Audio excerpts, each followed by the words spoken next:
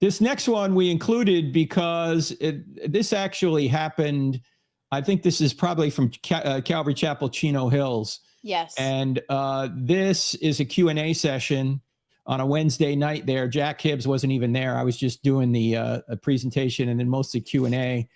And this is an important exchange because whenever you're talking to a person who has a question, you got to remember you're not answering just a question, you're answering a person. Right. And we've sort of blurred out the face of this young man for a reason. Let's just play it and then we'll talk. Okay.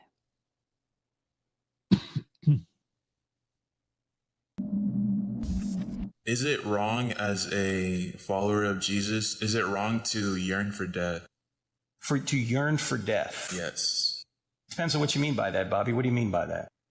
Well, I kind of find myself wanting to like just be out of this world already and just be with God, and because I just can't really stand to be in this world. So I pray a lot to die, and if it's wills God for me to live, I'll live. But it's really hard for me to live on this planet with all these people that,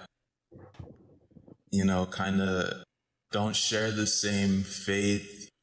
And, when I share my faith with them, it's like they reject it in a way. So. Bobby, but that's on them. That's not on you. We can't bring everybody to Christ, but we can bring Christ to everyone. Mm-hmm. So it seems to me that you need to talk to somebody privately, and I appreciate you bringing this up here. Let me just say that God wants you to live.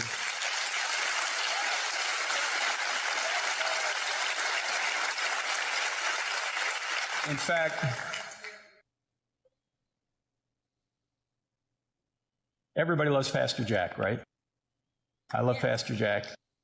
Everybody loves Pastor Jack. But let me say something about celebrity culture in Christianity, because you're just as important to God as Pastor Jack. Okay?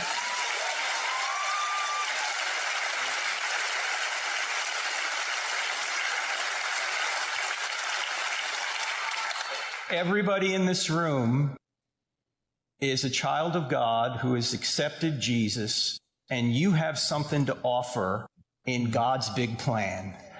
Most of us, ladies and gentlemen, most of us don't have the gifts to be on the stage necessarily, but your gift is just as important as Pastor Jack's, or as anybody on the stage.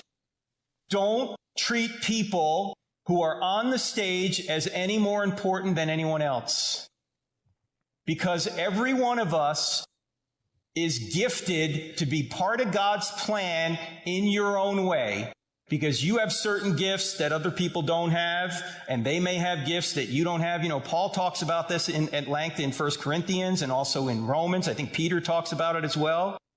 So Bobby, don't think that just because people aren't responding to your evangelistic efforts that you're not making an impact. Because the results, God gets the results. We just be obedient and we leave the results to God. That's what we do. Thank you. Now, what you didn't see, because we had to cut it off there, what you didn't see is at that point, I turned to a pastor there at Calvary Chapel, Chino Hills, and I said, can you meet with Bobby right after this? And so they did. They met with him right after the session because you want to take care of the person, not just the question. And obviously, and I'm sure some of the people watching sometimes get questions about suicide.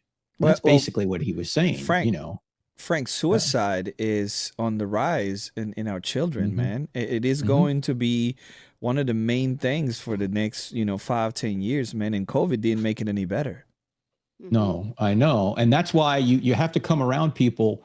I mean, sometimes I get the question, is suicide the unforgivable sin? Now, whenever somebody asks that, I always say, why are you asking that? Right.